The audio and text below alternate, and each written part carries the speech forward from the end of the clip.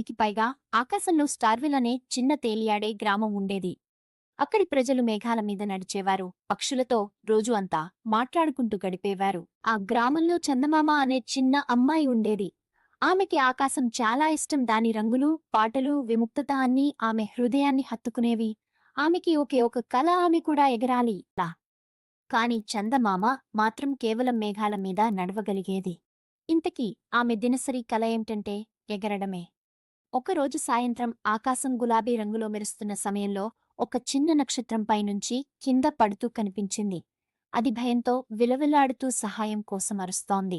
కాని ఆమెకి రెక్కలు లేవు.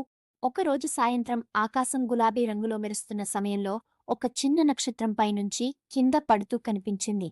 అది భయంతో విలవిల్లాడుతూ సహాయం కోసం అరుస్తోంది.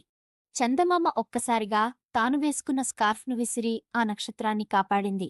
అది నెమ్మదిగా మేఘంపైకి వచ్చి అర్థమెదురుగా ఆగిపోయింది. అప్పటికి ఒక్కసారిగా ఆ నక్షత్రం ఒక ప్రకాశవంతమైన దేవతగా మారింది.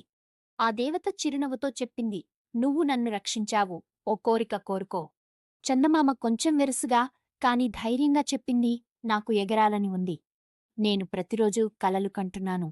దేవత ఆమె భుజాలను తాకగానే 2 బంగారు రెక్కలు వచ్చాయి. చందమామ పక్షిలా ఎగరసాగింది, మంచిపల్లకీలాగా మృదువుగా ఆకాశంలో. అప్పటినుండి అందరూ ఆమెను ఆకాశ పల్లకి అని పిలవసాగారు.